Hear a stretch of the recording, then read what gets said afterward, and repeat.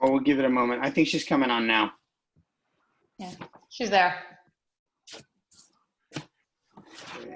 Megan, once you acknowledge your I'm here. go. Thank you. All right, it looks like we've got everybody. So why don't we get started? I want to thank everyone for attending our special Friday edition of the Board of Education, our virtual meeting. Just the ground rules. I know most of you have heard this before, but we've got about 260 attendees so far. The meeting is being conducted pursuant to the Governor's Executive Order 7B. Per that order, we're recording this meeting. It'll be posted on our webpage and our YouTube channel. Again, keep those likes coming. The agenda for the meeting is on our Board Docs website. If you haven't navigated there before, you go to the Greenwich Public Schools site, click on Board of Education. There's a meetings button. It'll take you over there. You can click on today's date. So you'll see the document, the agenda and any documents that were added for today. So this is a special meeting. As such, we're not taking public comments, but as always, you can send your comments to the board email. We've got a common email address that all the members get. That's boardofedmembers@greenwich.k12.ct.us. Again, boardofedmembers@greenwich.k12.ct.us. The meeting this afternoon is going to be discussion between the board members, superintendent, and her team. I would ask everybody to please mute themselves when they're not talking. I would ask participants to state their name each time they speak. We're going to use the raise the hand function, and that's been working well. And board members, please keep your comments concise. It is a Friday afternoon, and I know most of us have families we need to tend to, and we've got some real work ahead of us. For any voting today, we'll be doing a roll call vote. So that is basically the ground rules. So the meeting is now called to order, and I'd like to do the Pledge of Allegiance. So Michael, if you could give us the flag. All right, I pledge allegiance to the flag of the United States of America and to the republic for which it stands, one nation, under God, indivisible, with justice for all. Thank you. It's a little funny to be saying that to myself standing here, but it is the way of the world. All right, can we get a motion to approve the meeting agenda? I got Ms. Downey, Ms. Hirsch will be a second. Of course, we're locked in since it's a special meeting, so we can take a roll call vote on the meeting agenda. Bernstein is a yes. Ms. Stowe? Yes. Ms. Hirsch? Yes. Ms. Downey? Yes. Mr. Kelly? Yes. Ms. Kowalski? Yes. Ms. Olson? Yes. And Mr. Scher? No. Okay, Mr. Scher's a no. That's fine. We're going to move on. We're at discussion items. So the first item is a update on the 2019-2020 financial year. Dr. Jones, Mr. O'Keefe, if either one of you want to kick off. Hi, everybody. I'm sorry that I cannot get my ugly face on the screen, but I'll have to make do. All right, so a quick update on 1920.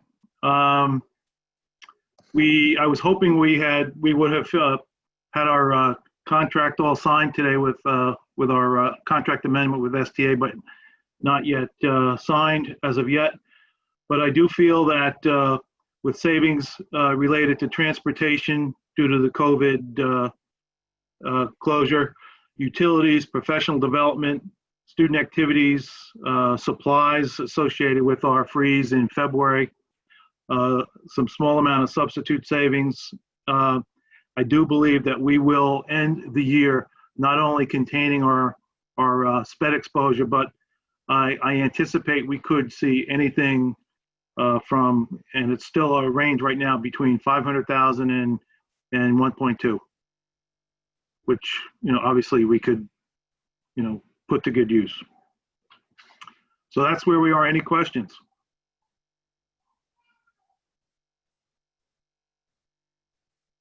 If there are questions from board members, I would ask that you just raise your hand. All right, Ms. Hirsch.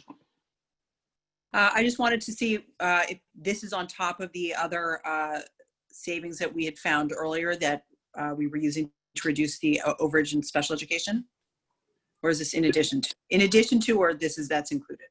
This is after we've contained the special ed exposure that we were previously looking for an interim. We've been able to to cover that expense, and this is an additional $500K to $1.2 million. Thank you, Sean. Thanks for all the hard work. My pleasure. Sean, Oh, sorry, I've got Joe's hand, Peter. We're using the raise the hand. Go ahead, Joe. Hey, Sean, that's a wide range. Could you tighten it up a little bit and explain why it's such a wide range? One is I'm a little hesitant to getting very specific without having a signed document.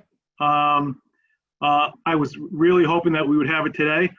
Plus the fact that there's a lot of balls in the air right now, and a lot happens, and it's not just Greenwich. It's pretty typical for the end of the year.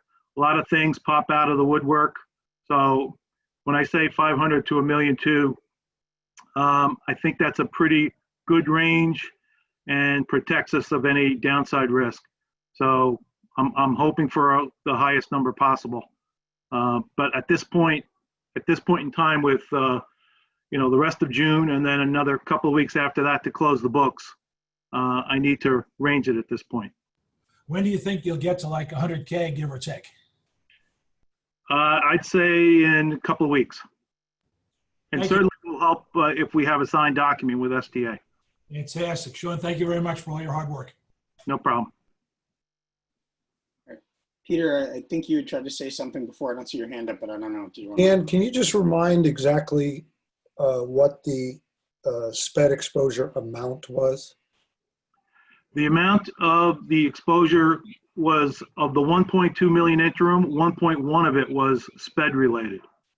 Okay, and that's what I thought. And the additional money was COVID-related expenses? It was shoring up expenses. It was shoring up expenses and overtime related to the deep cleaning of the schools. How much was the shoring? 40,000. 40K. So the deep cleaning was 60K. It was really like 40, and 1.12, I think it was. SPED was 1.12, and shoring and cleaning was 40K each.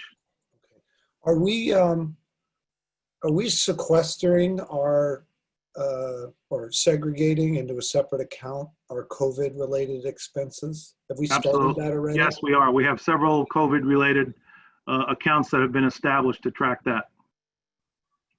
Okay. Do you know if the BT has talked about setting up not only to track it, but they're going to get a reimbursement? Obviously, a reimbursement is only going to help us with 3 weeks to go.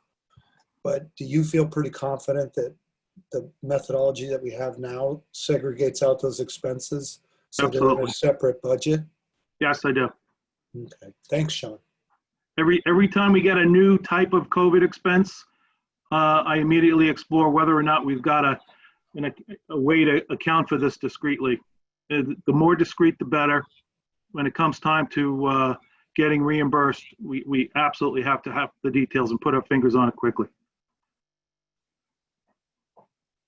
Thanks. You're welcome. All right. Any other questions on 1920? You can presume we'll be talking about it again when we get to our next meeting, and as we can get more granular, Sean, we'd like that. All right. With that, we will move on to the next item, which is the update on the 2020-2021 budget. So we'll start Dr. Jones, and then maybe hear from Kathleen about the committee's work. Thank you, Mr. Bernstein. The committee did meet this week and went over basically the budget gap sheet that is on board docs. What I've continued to do since that meeting is working again with staff, trying to go back in and see if we can find some more items to actually reduce. And so when this meeting's over, we'll get it up on board docs. We literally were working on it, an hour ago, still working. Where it sits right now, the retirement incentive did not come in the way that we thought it probably would. And I know that's a later agenda item, so I won't really speak to that right now. But what it did mean is I felt I needed to take the $600,000 out of the initial sheet that you saw at our last meeting, because we can't count on that. So once I pulled that out, I did go back in and we're taking out some AV equipment for $100,000. We have another software, some furniture pieces. We have about 30,000. We have some program reductions, which is, we had already reduced 5%, but at GHS, they're gonna take it down another 5% for 25,000. We have about 71,410 in some stipend positions that we are reducing at the high school. And then 40,000 of that is athletics. That gets us back up to 1.945,410. So it is slightly below closing the gap where we were at the last meeting. But as Sean is working on this whole, the bus contract, and again, we wish we had it signed and inked right now, but it would be my recommendation that we don't cut anything else beyond what's been put forward or this amount right now until we know more about the bus contract, because I'm really hopeful that that bus contract can help us for 2021 and not have to have further reductions and people losing positions. So that's where it is as of today. Okay. Ms. Stowe, do you want to talk to us about the budget committee meeting earlier this week? Yeah, absolutely. Thanks, Peter. So that was basically, I mean, we sort of walked away. We had gone through all of the items that you had seen in our prior board meeting, which, as Tony mentioned, had originally been 2.2, but with retirement coming out, that brought us back to 1.6. And so we sort of directed her to try to go back to the drawing board. And obviously she and Sean have been doing that up to, it seems, the final minute. So I'm impressed that you kind of got back to nearly 2 million. And so I know that we have to go through a lot of that detail because this is sort of breaking news. But I like where you're heading, Tony. I mean, I think that, coming off all of these RTM discussions this past week, we've been hearing a lot of different thoughts. And I think we'd like to certainly keep as many teachers as we could employed. I think that's a good goal for our students and just for the state, frankly. There were a few themes that I think I heard over the past few days and at the budget meeting that I just wanted to address since we have a pretty good crowd on. Transportation. Obviously, transportation might be our saving grace here. Many had mentioned, and it came from the administration, start time is an easy fix. And I just think that now is not the time to be thinking about changing schedules when we're so concerned about what's going to happen next year with schedules anyway. So I think optimizing our routes is obviously the right thing to be doing. And I know that, Tony, you've been working with a consultant to do that. So I'm excited about that. I think there's an aspects of this 2 million number that has some of that. Also, I just think the public should know again that Tony's team has led by example. They took salary freezes without anyone asking them, and they did 700,000, nearly 700,000 of reductions came out of the central office, and that was by reducing a coordinator position and also reducing some other positions. So I think that should just be recognized. In the RTM meetings, I've heard a lot this week about seeing if there's any other way to save money through finance, HR, and IT. And I just wanted to remind everyone that going into this budget cycle, the BET had a few special meetings actually with Tony and Sean and our staff. And they came out sort of with the optimal, they believe, solution at that time. So I just don't think there's much more to do there, was the impression we got. So in conclusion, I'm so excited that you got to the 1.9. I know that that still says that we're 1.1 million short, but it sounds like if things work out with this bus transportation, if we could talk about how we might use some of that money so that we don't have to cut any further, that would be ideal to me. Okay. Do you want me to speak to that? And we actually add one more thing. Yeah, if you wouldn't mind. Okay. I'm sorry. So we've given it, a lot of thought, and what we're actually, what we would be allowed to do, for instance, we could go in and, for instance, prepay all of our contracts for software, and that would actually then allow us to have those funds in the 2021 budget, so that we are not obviously reducing more staff, putting more people on unemployment. We're we're doing what's right by the school district in doing that. And that would be very easy for us to do very quickly. And that's another thing, when you think about, you know, $1 million, you want to be sure that it's very thoughtful in what you're paying. And software, we have some large software systems that are not going away. You know, we have our student management system, our, you know, where we take our attendance and our grades. And we have literally 3 pages of software by the time you look at food service and bus software and routing software and financial software and all types of contracts that we actually could pay. And that would really help us next year, and it would help us save jobs. Tony, as a follow-up, this is Peter, follow-up to that. Do we know what, I know the town, it's been a practice, I know for the Board of Ed and the town departments, but do we have a sense of how that works? What are the allowable expenses? We are doing some more checking to make sure that is allowable. We do know that the town, this is how the town staff, we did confirm with that, this is how it works on the town side. And in any other district, it absolutely, something like software would be fine. And so Sean and I are double checking on that. Yeah, the thing on software is if it's a renewal, you already have access to the license. It's absolutely allowable to pay for it once you get the bill. If you get the bill in June, you can pay it in June. Also, a lot of software licenses run between fiscal years. So it could be an example of one software license that runs from March through February. So in something like that, you can either prorate it from an accounting viewpoint, you can prorate it, or you can pay it in either of the 2 years. So that's one thing you can do. Classroom supplies, paper, things like that, you know, we typically will buy, and, you know, and most of the time we won't use everything up.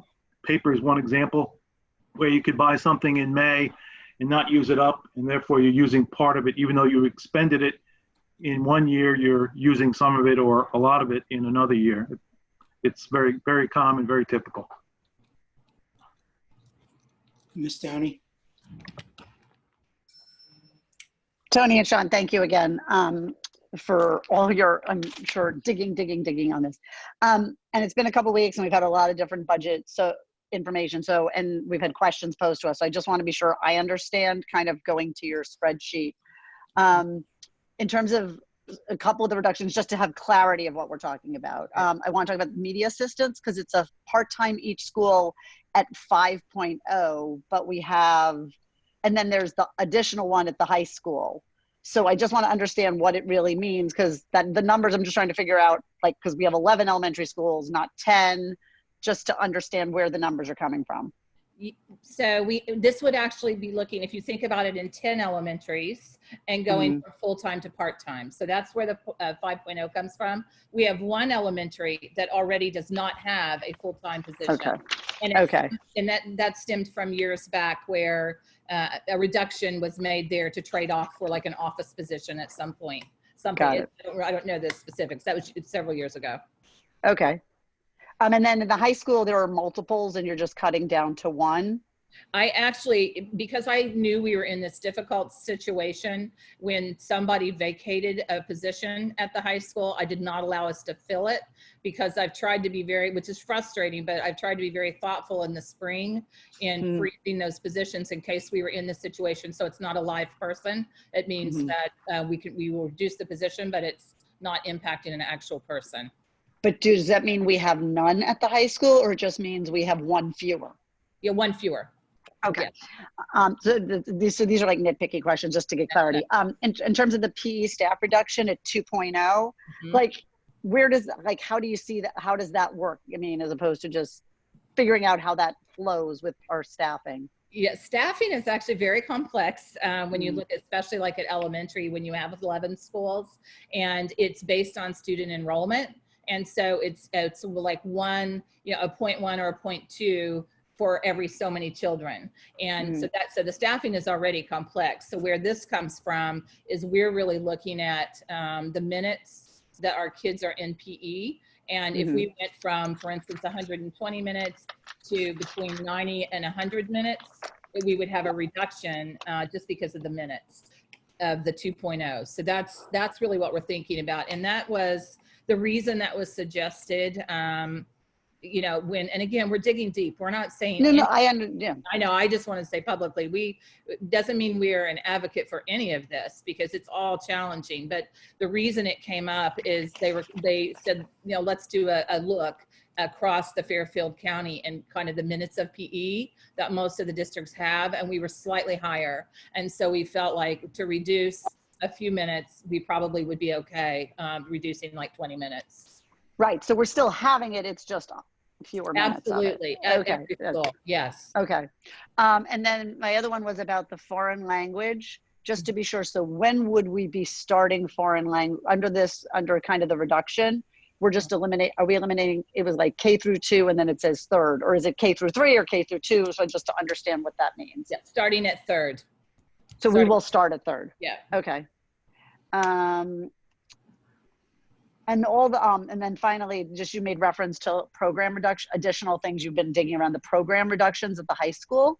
Mm-hmm. What does that really translate to? Yeah, really that's money that goes, when you think of your student per allocation, and it's money that they use for the science program, for the English or humanities, you know, it's all of the money that buys materials, supplies, the things that you need to teach with. Okay. Thank you. And this, just for clarity, the ones that are the high school, this comes from high school administrative team really rolling up their sleeves over these last couple of days. So, and they don't like it. And, you know, it was a challenge, I know, for them to put anything forward, but. Well, nobody likes doing this, but we have to do it. So we appreciate your work and all the administrators' works and kind of finding whatever nooks and crannies we could dig some money out of. Thank you. I'm good. All right, just before moving on, I want to note we've got 463 attendees right now and about 17 panelists. Our license is up to 500. Not an issue we've had before, but I do want to note this is being recorded. So if anybody feels like they can't get on and they text somebody, please let them know we're recording it. And I guess we'll be looking at a license for the future. I don't know about the rest of the board, but I think we should keep streaming our meetings even when we can go back live. But I agree, we'll but I talk don't think we about that can at some point, afford I'm to sure. increase the license. So. Yeah, we don't have any money, right? True. All right, Ms. Kowalski. Thanks. Sorry for the banging. We keep talking about the transportation contracts and what we might be able to get from there, which I think the way it's being intended is hoping to close the gap. I'm not aware of a number that we're associating to that at this point in time. So is there a range that we're hoping to get to with respect to the transportation contracts? Just what's that number of savings? Well, there is between March 12th and June 12th, there is roughly $3.5 million of available budget. So we've been negotiating with STA to pay for the actual and reasonable cost, and that's what we're working on. And it's really a range of what percentage of that available budget that we would be agreeing to pay for as a contract amendment. Contract says no service, no pay, but as you know, the executive order has instructed all of the districts to renegotiate that language. And a lot of the districts have been paying anywhere between high 50s to as much as 80 or 85% of the available budget. I can tell you it's going to be, for us, it will be significantly lower. And why do you say significantly lowered? Well, one, because when the schools were physically closed, STA immediately furloughed their employees. So the longer amount of time that the employees were furloughed, the more expense there's more of a time where there's no actual expense that we would need to reimburse. So as a result of coming to an agreement this late in the game, it actually, benefits in that the actual costs were significantly lower than in other districts. Got it. And then weren't the buses originally helping and deliver Food lunches, services, yes. food services, and then they pulled the plug on that as well? They did. We had them working for us. I think it was end of March into first week or so of April. And then on a Friday afternoon, they pulled the plug. And so Tony and Ann had to scramble to get transportation for the following Monday, which they managed to do. And for the summer, STA will be coming back to do that work. Okay. I confirmed that today, actually. Oh, they are. They're going to come back. When are they coming back to do that work? July 1. July 1. Okay. And are we taking into the account the no notice in our negotiations of them not delivering those lunch services in connection with our negotiations with them? Could you repeat that, please? Sure. Sorry. I'm just, they walked out on us without any notice on that. And I'm just wondering if that's been a part of our negotiations with them as a way of, keeping down the percentage of what we're willing to pay. No, I've been looking at other districts as far as what's been consistent throughout the state of Connecticut as to what's reasonable to pay. What's reasonable to pay is actual and reasonable personnel costs, salaries, benefits, and then a percentage of their fixed costs. So things like their software, the maintenance and things like that totally excludes any profit margins. So in the negotiations, we were told that their profit margin was 0.9%, meaning that their cost of the contract was 99.1% of the revenue, which was not, in my mind, not very credible. And so that we negotiated. We also excluded depreciation from their other cost amount, because that is a entry that they make for tax purposes. It's not a cash item. So I think we negotiated a very good deal for the taxpayers of Greenwich. Okay. So our number is more like down by the 50% range is what you're thinking. I'm hoping for even lower. Even lower. Okay. And just, I guess this is a question for Peter Bernstein. So just from a process standpoint, we have to have a finalized, where as a board and as an administration do we need to be for purposes of these proposed cuts? When do we have to have a decision made by then?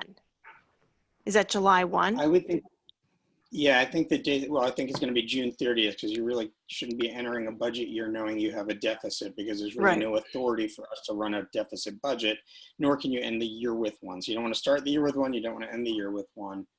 So we've got a little bit of time, but not a lot of time. Okay.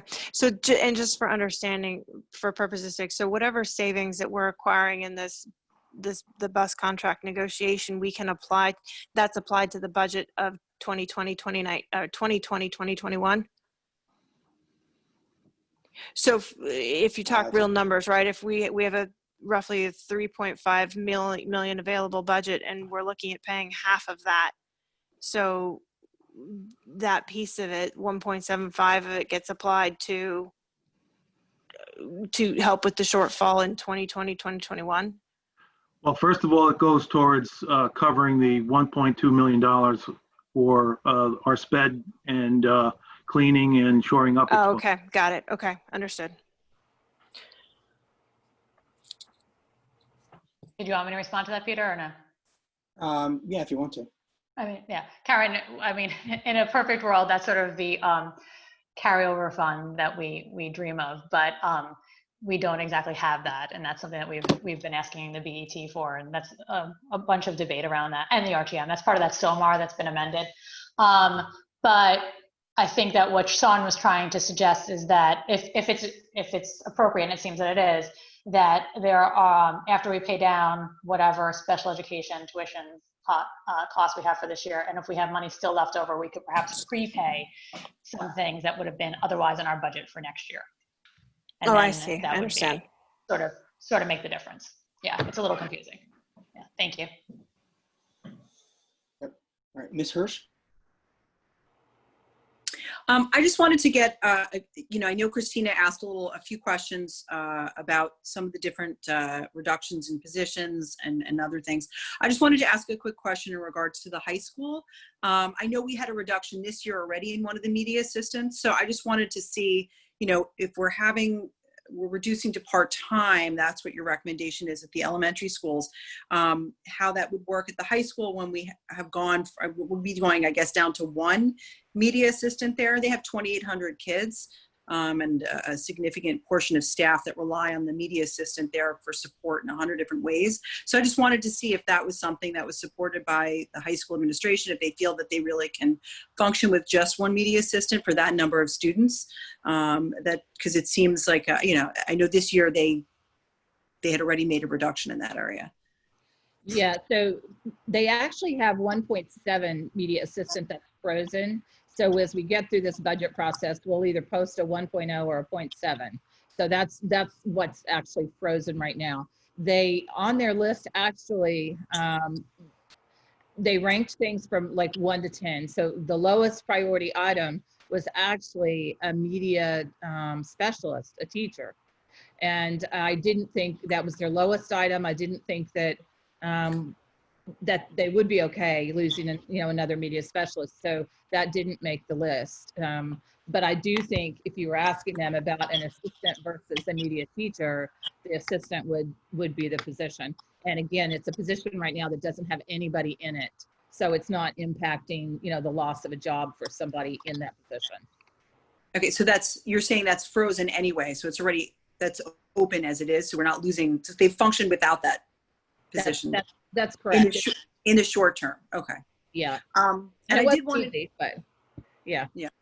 I did also want to note, since there was a discussion on transportation for lunches, that we're part of CES, the Cooperative Educational Services, and they stepped in almost immediately due to the requests from, I believe, Tony and Sean to help us, and they are continuing still to deliver lunches for Greenwich. And so just, I'm the representative liaison for them. And yeah. I wanted to just put a big thank you out to them for that as well, because that is a kind of a big deal that they've been handling for us.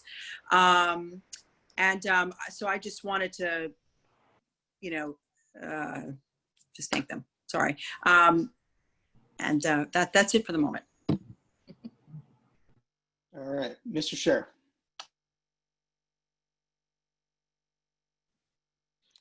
I had a couple questions. I'm going to try to take the current year and separate them from next year, because we seem to be running those two conversations together. Sean, I just want to go back and be sure I'm understanding, because it impacts next year's budget actions this year. We've covered all of our SPED expense for this year. So this year we don't have a SPED problem that is evaporated, correct? Yeah, SPED expense we've been able to since December. Went away as a problem, right? Yeah, this year's SPED problem we've been able to contain. Okay. Now you're projecting a additional surplus of between 500 and 1.2. Correct. Right. And I hear your suggestion is take any 2021 expenses that we can drag back into 2020 and prepay them, right? It makes a lot of sense to me. Things like supplies, things we can encumber now. People do that all the time. People do that all the time. The one that I'm worried about is this has a really short leash to it. And, for those who aren't really deep, I know Kathleen is deep in this, but for those who aren't really deep in accounting, the controller is really going to make the decision whether or not an expense is allowable or not, based upon, particularly in software, how contracts are written, right? And I think most organizations have moved off of, prepaid license agreements to cloud-based services, which are monthly expenses. So I don't know what the shape is of all of our contracts, but I'm sure the controller is going to let us decide whether or not, hold on, let me just finish. The controller is going to let us allow the expense or not allow the expense based upon how it's billed and recognized. Do we need to do any work with the controller to take these large software expenses and have him review the contracts and then modify the contracts if necessary in the short time, so we can be certain we're prepaying those, as many of those as possible, and that they will clear the controller's office? That's absolutely what we would do, Peter. Okay, have we already started? I've already had a discussion with Roland as recent as yesterday about prepaying certain expenses. So, and I also spoke to Ben Brannion yesterday, and he said, yes, we do this all the time. Yeah, and I know some you can and some you can't. I'm just wondering to what degree we can modify them so they can all become cans instead of there being no cannots, is really what I was asking. Yeah, I mean, in my mind, if we get an invoice in June, and we encumber in June, or let's just say we put in a purchase order in June, we encumber in June, or we get an invoice, we order and are invoiced in June, that's completely legit to pay it. Okay. We wouldn't want to pay things like salary, utilities, things like that. That would make absolutely no sense. You're not allowed, right? Yeah, so, exactly. It's not allowed under accounting rules, unfortunately. Right, exactly. So I appreciate the idea of use this fund as carryover, but there's always the trick of trying to do it within the rules that the controller in any organization, chief accounting officer, will allow. So, yeah, I mean, it's all about expense. It's all about expense recognition, and I've got a lot of experience in that, as you can imagine. And if I ever had a question, I'd go right to the external auditor as well for their opinion. Yeah, exactly. Okay, so that's great. The second question that I had, and I just wanted to clarify, on busing this year, our contract says they can bill us for actual expense, correct? The executive order says that, I don't know what the exact word was, but they were looking for districts to pay for actual and reasonable expense. Right. Do we have any audit rights under that? We can demand documentation for ensuring that they've actually been placed back on the payroll, and we have asked for that. That's part of the draft of the agreement that we're waiting to have signed. Because your point on depreciation is, I mean, that's just dead on, right? We shouldn't be covering depreciation. That's tax account. Absolutely. Yeah. Absolutely. Okay. So that's this year. Next year, can I just go on to next year? Yep. The busing contract next year, we are presuming won't be under executive order, correct? Correct. So it would follow our normal contract terms? That's our assumption right now. I mean, who knows what's going to happen in the next several months?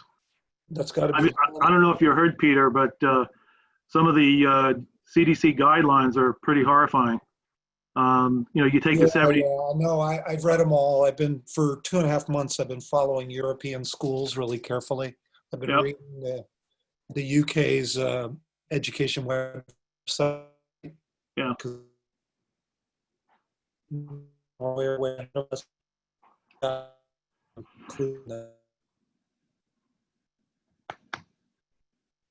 Peter, I think we're having an issue with your audio. What's that? We were having an issue with your audio. I think you're back now. Oh, okay. I was just saying that I've been following this thing in European schools to see what they're exposed to, and it's difficult. The question that I had, Sean, so Sean, a bus costs us, like, I forget what it is, 79K. Is it still 79K per bus per year, per route? Something like that? It is, yeah, it's somewhere around there, around 80K, somewhere 84K, right, so somewhere. Every bus we take out saves us, about 80K, right? So yep, that's about right. The question that I have is, I need a refresher. Did we actually ran a mini transportation network for summer school, don't we? Typically? Yes. Okay, so we have some savings because we're not going to be operating that, correct? We have to go back in and calculate because remember we're running food service much longer than we would normally run. We'll be running the end of June. We're running all of those, the food service routes through the summer and all the way up until when we start in August. So we would have to go in and calculate. I wouldn't think it would be a great deal of savings.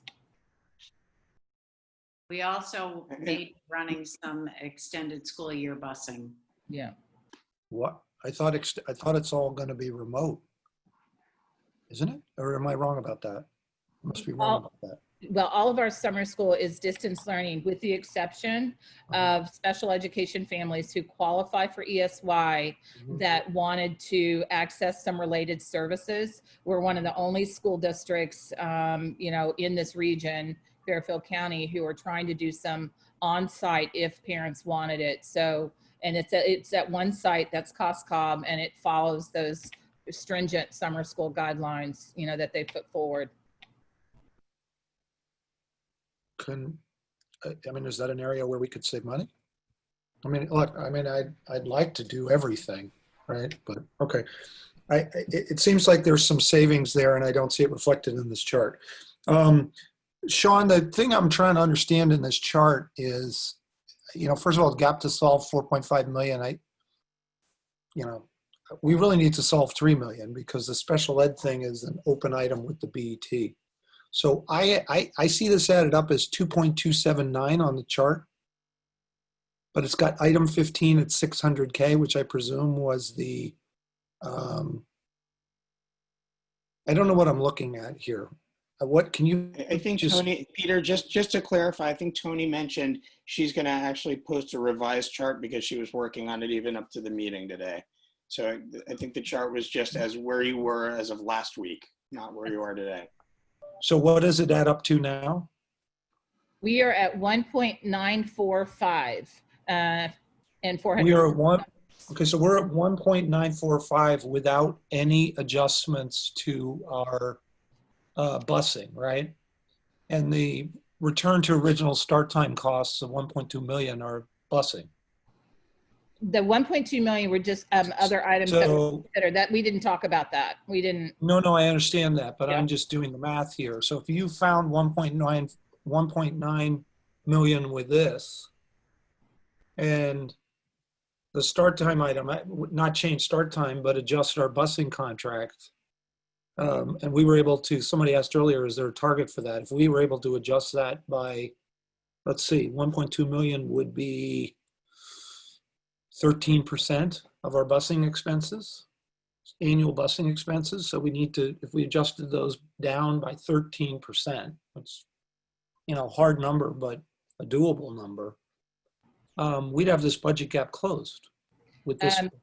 Yeah, we can't reduce 1.2 million in busing for September, especially going into COVID. That would be very, from a superintendent perspective, it would be irresponsible for me to do that because until they give us different guidance, the busing is going to be extremely difficult in the fall. Tony, we've been over this before.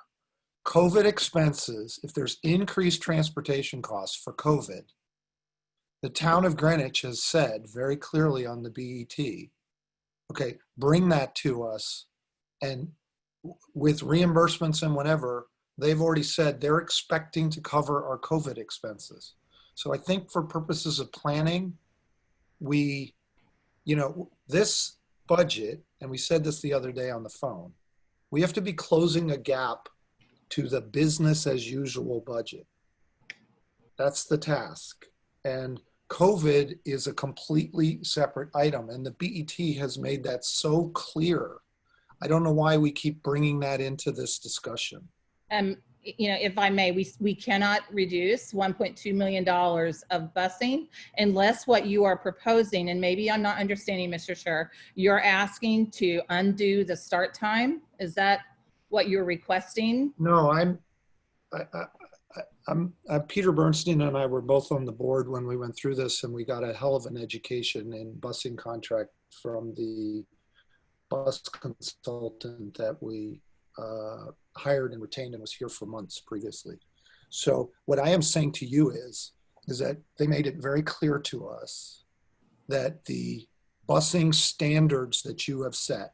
We provide busing transportation for a certain distance from a school, and it's different at an elementary than it is at a middle school and what have you. We have made some decisions to run a separate private school network from a public school network. We have made certain decisions about what is the maximum time that a child can ride on a bus. And they made very, very clear to us when they did that depending on the choices that your board makes, as an example, do you want a child sitting on a bus for 35 minutes, 45 minutes, 55 minutes? Do you want your distance to be 1 mile from school or 1/2 mile from school? Do you want to run multiple bus routes, early route, late route? How big a network do you want in the late routes? Do you want to segregate your private school network from your public school network? They made it exceptionally clear, Tony, by experts who did this, who we paid a lot of money to do this for us, that if you change those standards, you can have dramatic swings up or down in your costs. So it's a very complex problem to program a budget network like ours. I think you know that. Ours is so large, it runs on so many 15, 16 different locations just in the public schools alone. It has to run on 3 tranches for elementary, middle school, and high school. It's a really complex problem, and that's why you need an expert if you're going to redesign it. But as an example, the first time we gave them parameters, start time cost $6.5 million in busing. By the time we had worked with the consultant, they had reduced that number to less than $900,000. So my interest is, and I think most parents would say, if we're going to operate on a normal school system, they would much rather have,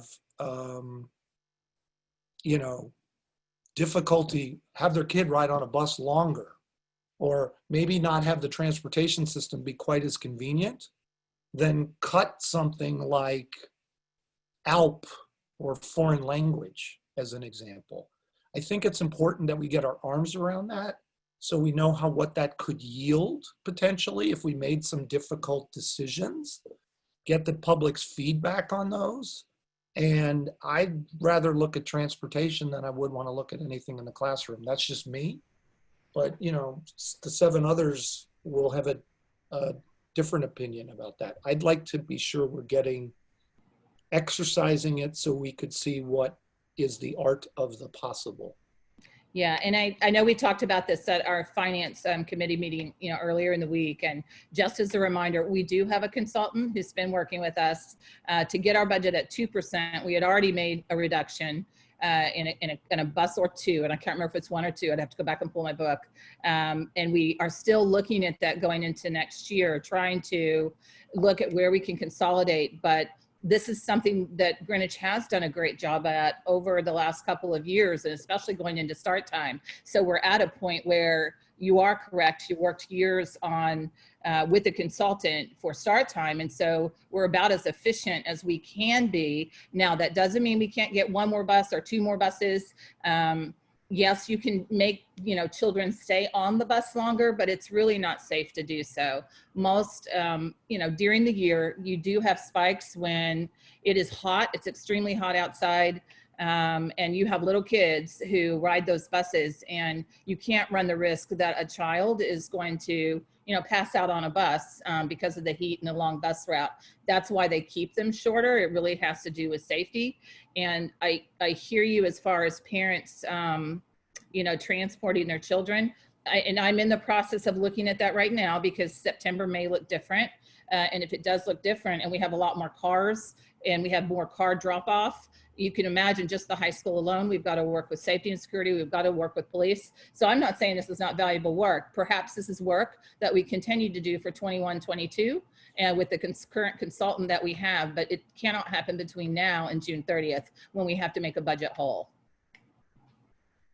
All right, thanks, Tony. Before we move on to Karen Hirsch, just want to add a couple of things.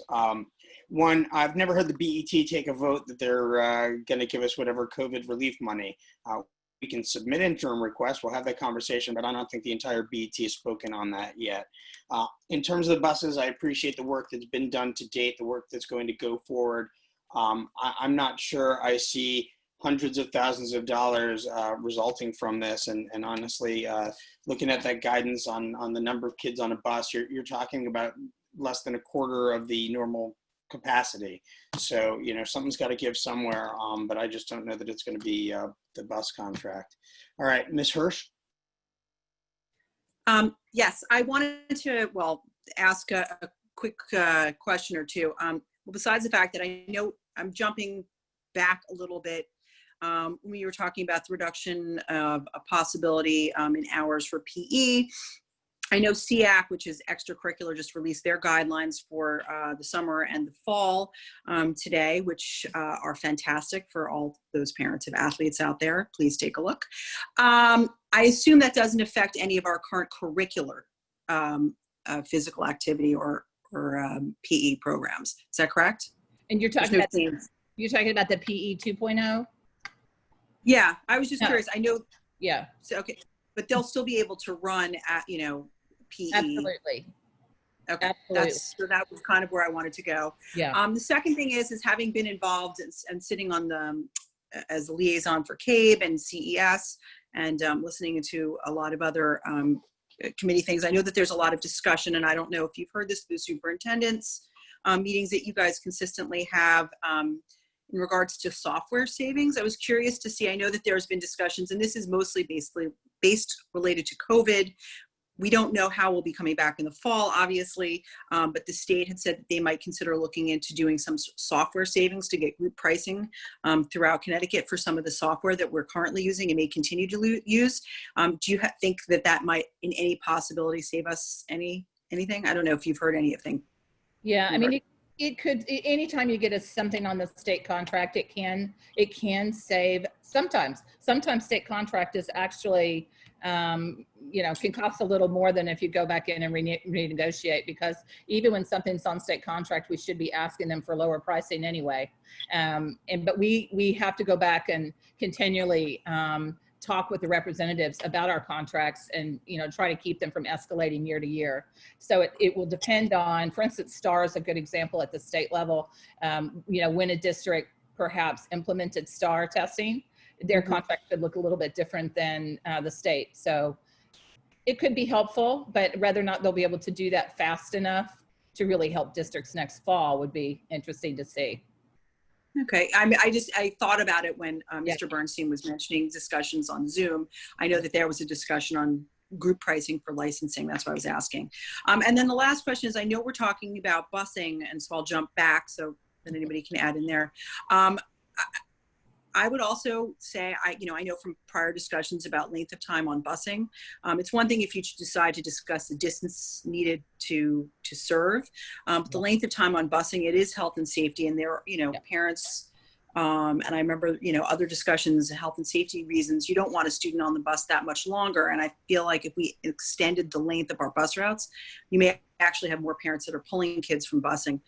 So if you are planning to do any kind of survey, that would certainly be a question I would ask.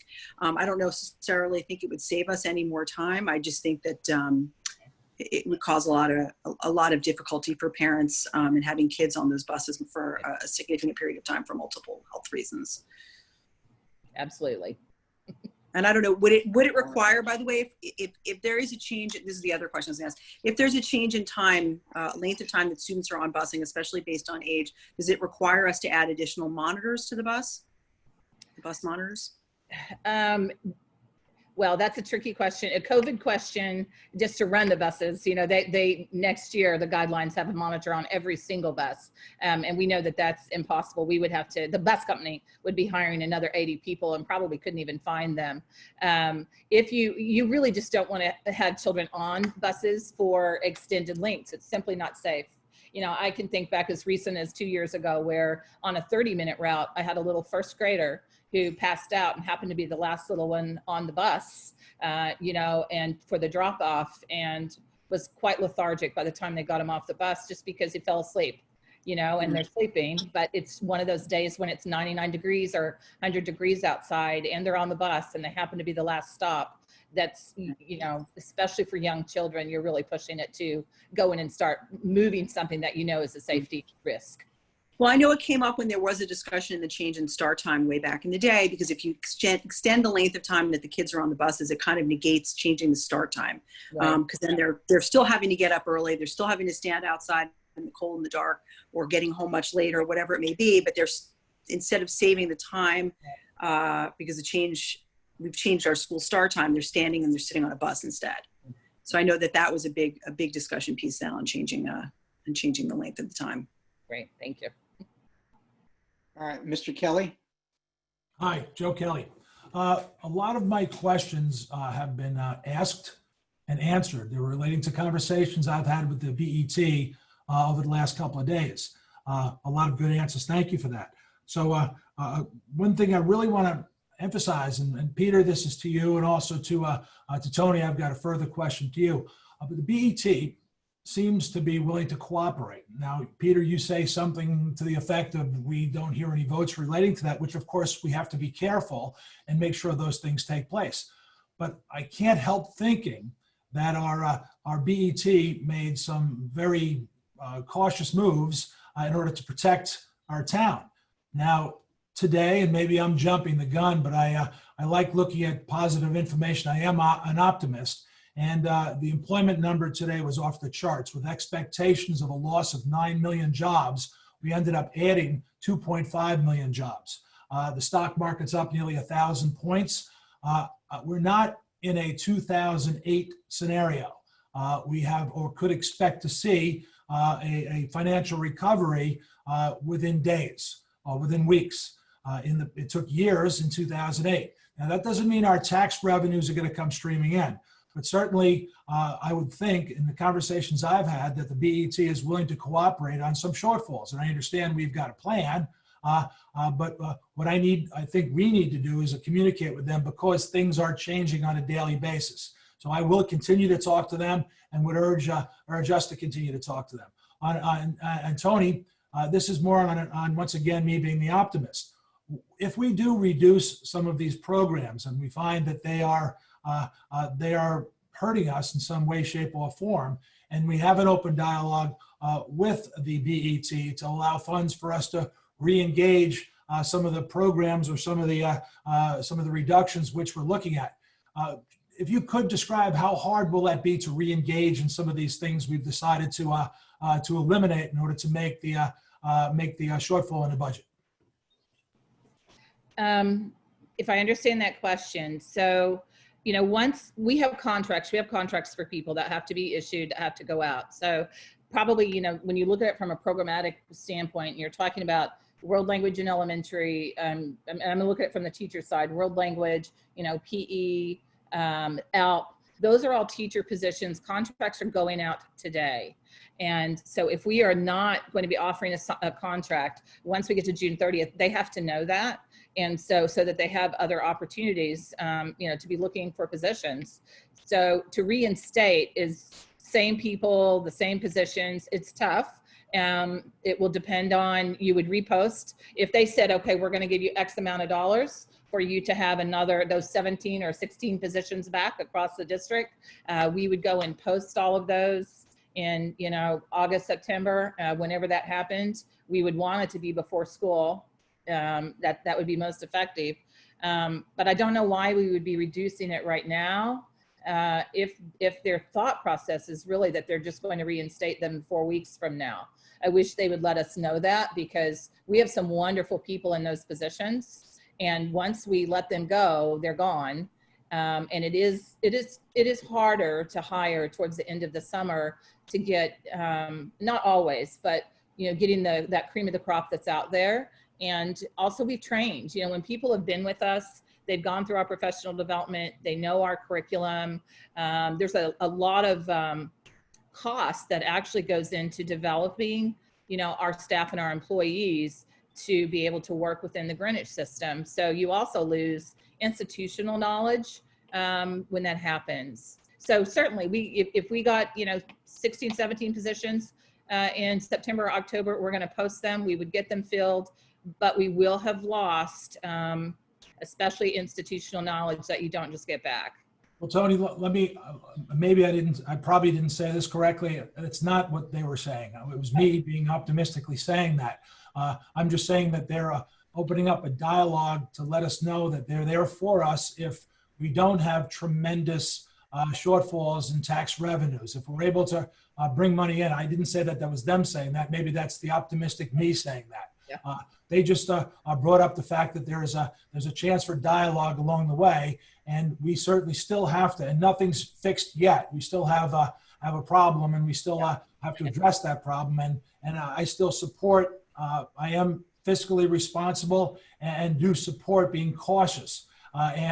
So I'm not saying that we don't need to be cautious. I'm just saying things look positive. So all I'm saying is I don't plan, or for whatever suggestional power I have, I don't plan on letting anything go, keeping it in mind that going forward, if we've reduced something that maybe we need to add along the way, that we continue to have the dialogue and keep in mind all the way along that we need or might need to re-engage in something like we have now, or something we might want to have that's similar to what we have now. Yeah, and I think too, it's just, and it's just from the realist aspect of building the budget. So part of that is going to come down to what is the guidance that we're going to have for building 21-22. And I say that because when I started in July, I really had a full intent that the year before, when we lost $600,000 or $700,000 out of the budget, kind of towards the end of the budget cycle before I got here, that was the previous budget, that we were going to try to restore that. But if we're at a 2% guidance, which we have been pretty much for a decade, we will not be able to restore any of this. And I think it's important for people to actually hear and understand that.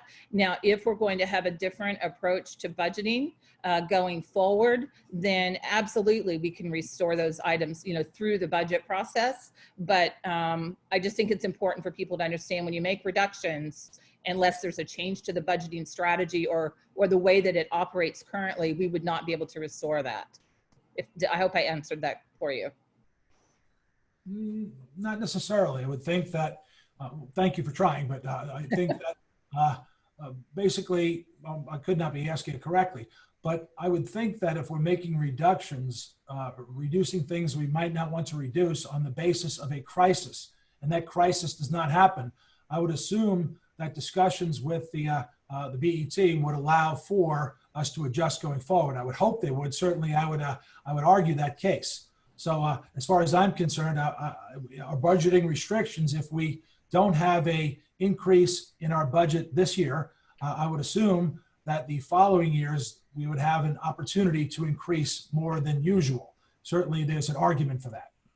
Yeah, I think the argument very well could be that we would be allowed to increase the budget to cover all fixed costs, which would put you above 2. First of all, I think we were at 3 point, when we first did that, we were at 3 point something. Then you would come back and add up all of the programs that we had reduced. You would add that on top of the fixed cost percentage, and that's the percentage that you would be requesting to be funded.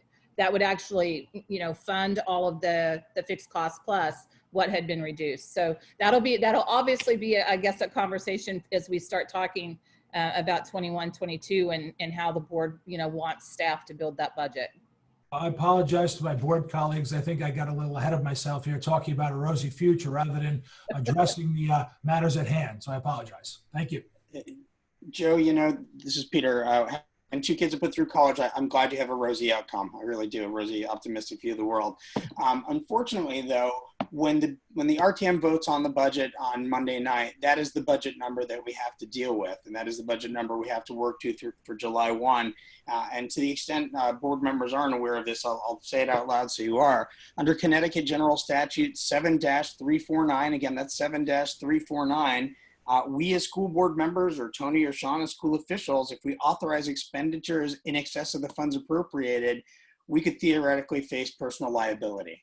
So not anything I think any of us are interested in doing. That said, right, if there are methods for us to bring down the number for next year, including pulling forward things like software licenses, I would hope we would explore every last avenue. I really believe we have been. You know, I know every idea has been looked into and is still being looked into. So I want to share your optimism. I just know we're going to be in a position where we're going to have to make some cuts. I don't want them to happen. I certainly don't want to be cutting people. You know, but we have to start the year with that budget. You know, without a deficit. All right, Mr. Scher.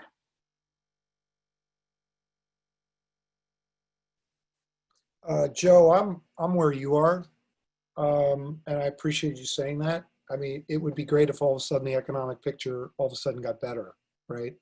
And all of a sudden we went from what is now 13, I think nationally 13.5%, 20% unemployment in Connecticut, and you know we flipped back to where we were on January 1.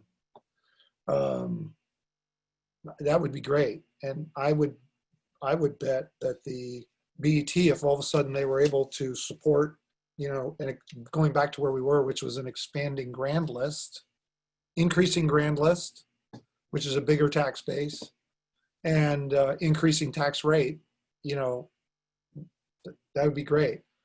I think we're kind of I think we have to think of this in terms of milestones. Milestone number 1 is July 1, right? And this budget that we're dealing with is not a COVID budget. We all know that. This budget that we have is built completely on the assumption that schools are going to run normal business. We're going to run summer school with 1,000 kids. We're going to, you know, do what we do. We're going to bus them, so on and so forth. We're going to start school September 1 in all of our schools. And that's the budget that's before us, right? We all know that that budget, if that scenario doesn't happen and we don't open in September, we're going to be awash in money. But if that doesn't happen that way and we're in this COVID hybrid, we're going to have a whole bunch of expenses that nobody anticipated. So it seems to me we're in an environment where there's a lot of swing in the budget, and it could be the middle case, which is the one we're dealing with now. It could be we have a lot of expenses that the town's going to have to cough up that are not planned or anticipated. Or it could be the other way, because, you know, if we don't run a bus network, as an example, on a $10 million bus contract, we're going to have millions.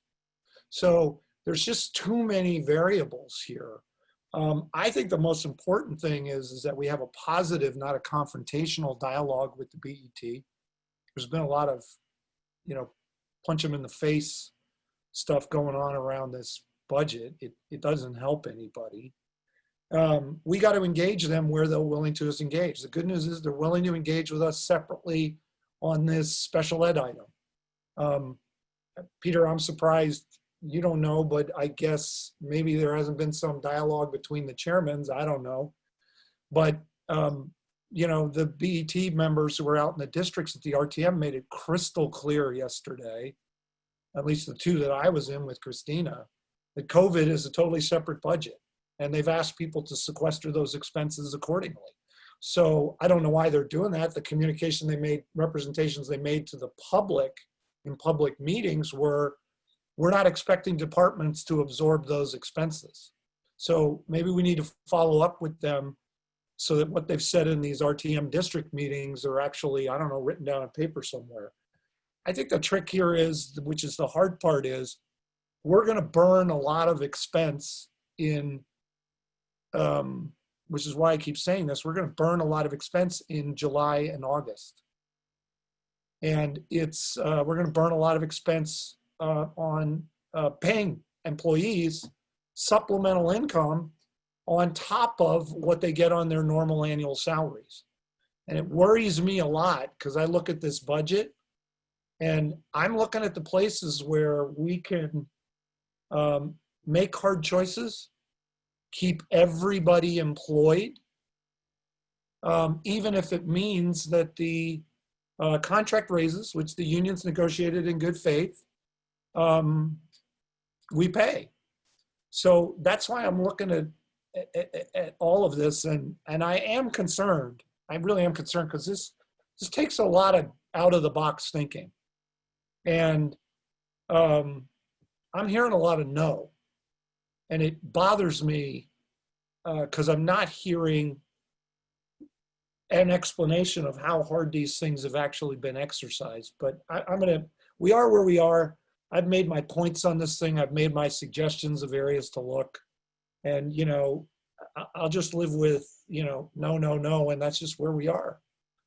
I agree with you, Joe. We got to go back and engage with the people who want to engage positively and think out of the box and try to help solve the problem.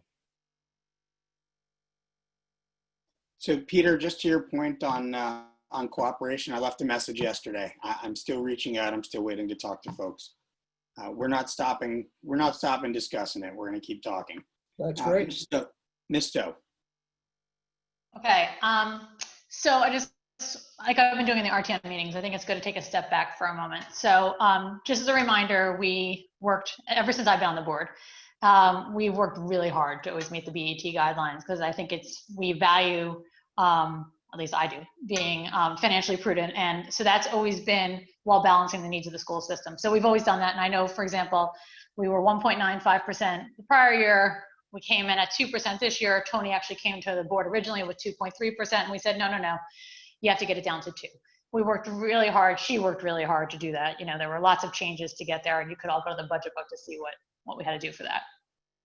We now are asked to find another 2%, right? And we all know what that means is, it's hard because we have teacher and transportation contracts that take us beyond that. I agree with Joe, and Joe and I have been saying this from the beginning. We tend to be the optimists. We thought this was going to be a V-shaped recovery, and I'm hopeful that we're starting to see elements of that. I mean, just anecdotally, we're hearing great things about the real estate in Greenwich, right? We are hearing that our enrollment is likely going to be up, right? All of these great things are happening, and we're cutting. So I'm having a tough time with that. But as Peter and I wrote in an article now, Peter, it feels like a century ago, but I think it's probably only about a month. We wanted to take a collaborative approach here. And we did feel like we needed to therefore show that we were willing to work with everyone and make some changes. And, we didn't know exactly what that amount was, but I want to say that the first amount that Tony came out with would have been satisfactory to me, at least. But, now we've gone further because we were asked to. And we're now at 1.9. And that's a lot further than we're starting to impact the classroom now. And so that saddens me. But we are where we are. It's June 5th. And we're sending out, teacher contracts. So I think at the very least, we decide to stop here. We're at 1.9 because of Sean's hopefully amazing negotiation skills. We're going to get some money back for this year, which will hopefully allow us to prepay some things, and that'll fill the gap. And I think that we therefore sort of stop now and allow Tony and her team to go back on focusing on getting these kids back to school, if they can go back to school, or in some sort of hybrid model, in a safe and successful ways in the fall. Thank you. All right, Ms. Olson. Yeah, thank you. I mean, it's unfortunate that we're even in this situation, really looking at these different cuts and reductions. I can't necessarily wrap my head around it because they do affect students in the classroom and services. And I just want to say, Tony and Sean too, Tony, you have been phenomenal through all of this. And I just want to applaud you and your efforts because you have been really strong through this and you continue to do a phenomenal job. So I want to just say thank you. All right, Ms. Hirsch. I certainly will echo my colleagues and thank you for all the hard work and digging in. And I had a quick question because it's been some time since I personally have been in elementary school and even less time since my children have been there. But I know we were talking about language arts and not language arts, FLES, second language. And I remember way back in the day, it started in 3rd grade. So I was just trying to figure out, I know that I have friends who have students with children at magnet schools, at Title I schools, and non that are now getting FLES starting in younger grades. Did it start now in kindergarten through 2nd grade in all of the schools? Is it just at Title I? Is it also at the magnet schools? I'm just trying to figure out you know, where it's offered, but below third grade. So what is proposed is actually cutting third grade, and I said it incorrectly before, and our coordinator emailed me. I'm glad you asked that question. Third grade and K2 in 3 schools, because they're the magnet schools. So they start in kindergarten. We have 3 sites that start in kindergarten. Okay, so which schools start in kindergarten then? Though they're it would be ISD, JC. I'm trying to think of the third one. ISD, JC, and I believe it's New Lebanon. New Lab? Yeah. Is it New Lab? and Yeah. Hannah. So, Thank you. and Hamav, or so that would be 4. Let us check because our Okay. coordinator is saying it's only in 3. That's fine. So You're I- leaving JC. I'm sorry. That's why we were leaving JC, because the magnet is a world language magnet. So that's what I want. That's what I wanted to basically get towards, which is, you know, we have language at the younger grades in certain schools based on magnet programs, and I didn't know if that was going to negatively affect those.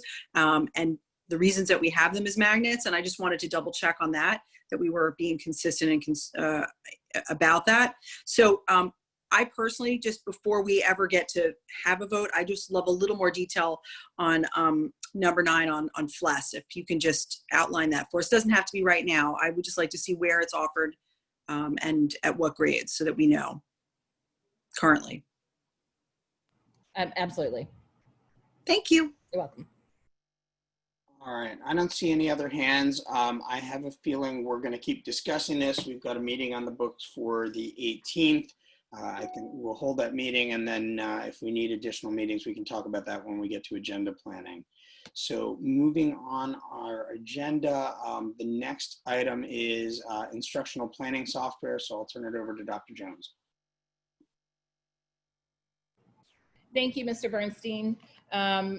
Some of the board members I know were not here at the beginning of the year because you had not joined the board at that point, but I actually have with my superintendent goals, the very first one was actually to be able to look at real-time data to support individualized learning and finding a system or a software system that has some good analytics for us. And so I wanted to be sure before the end of the year that we had an opportunity to look at the software that we will be utilizing next fall. And I think we were already in love with what it does for us before COVID, but I think now with COVID, it's going to be even more powerful for us because it actually ties to our state standards, Common Core state standards, and it goes strand by strand so that a teacher will be able to really look at, for instance, if I'm a 4th grade teacher in the fall, we can give the end of 3rd grade, and then the teacher will know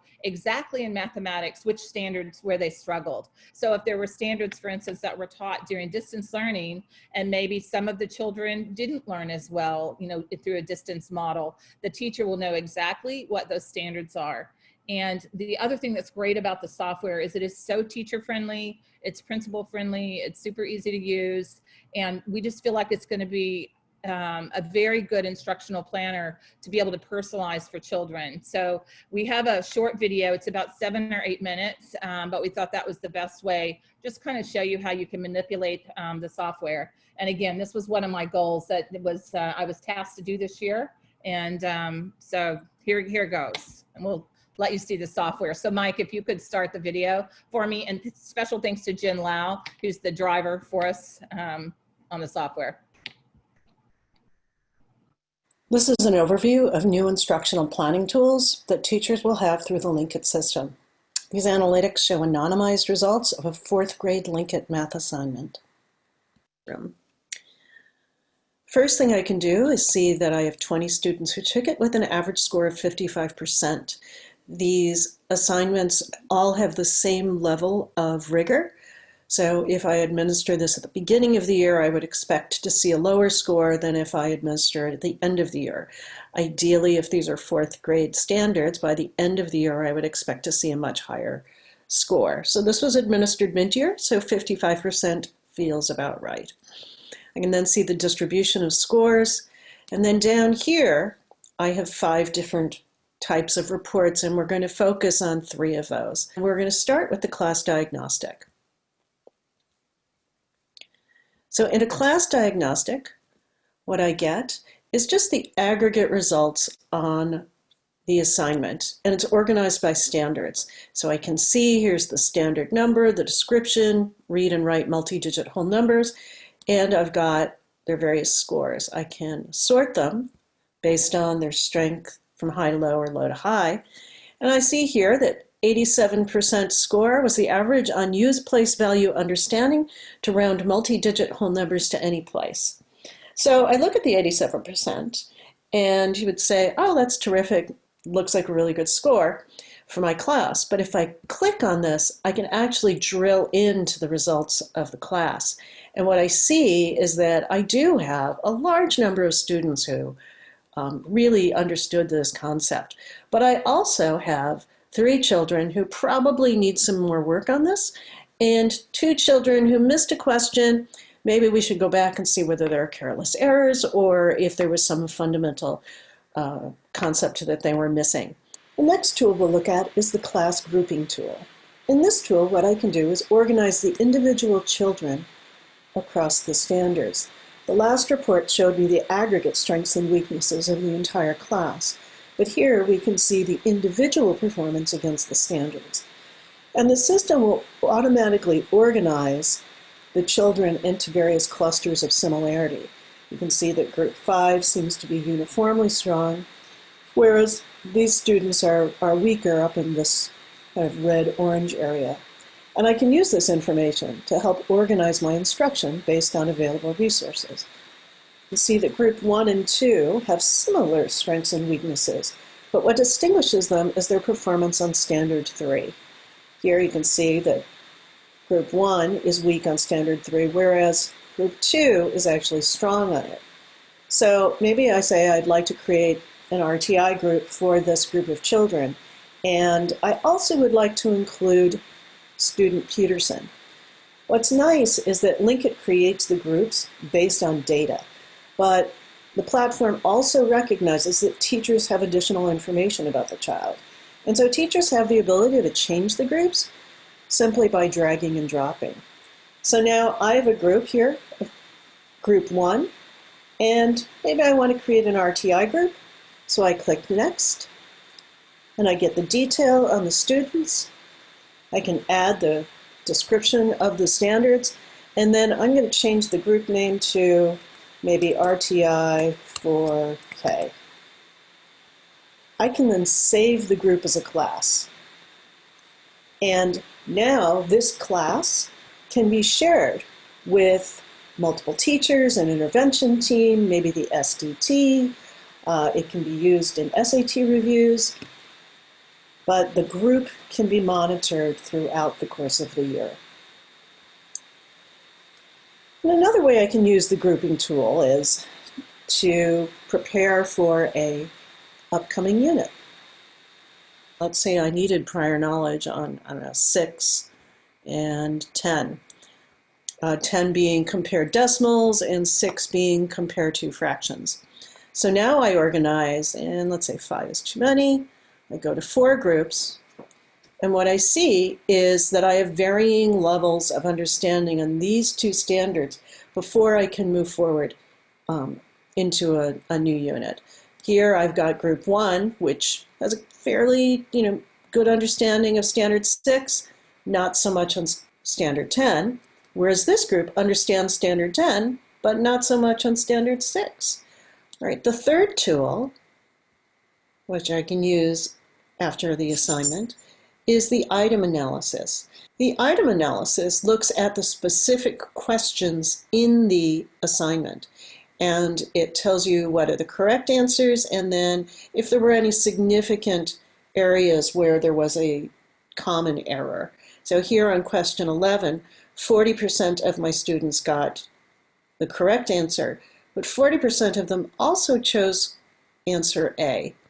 So maybe there's an opportunity there, maybe there's just a general misunderstanding. So I look at question 11 by clicking the magnifying glass. Here's the question, here's the correct answer D, but most of my children chose answer A. What was wrong with answer A? I go to guidance, show teacher rationale, and it says, well, students who chose answer A did consider place value. And I can go back and emphasize place value when I'm doing two-digit whole number multiplication. And finally, let's go to student reports. In student reports, I can see the results of each individual child. Here, I've tagged their results by standard, but you can see the correct answer, the student's answer, the class average, the amount of time the student took on the question, and then because I've tagged the questions with standards, you can see what areas that the student has scored well on and perhaps ready for enrichment or questions of higher rigor, and areas that still need development, either because they haven't been taught or because the student has a understanding gap. Can do the same thing we did before, which is click on any question and get the correct answer, the incorrect answer, and the guidance. And if you wanted to, you could change the language from standards to something more parent or student friendly, to skills.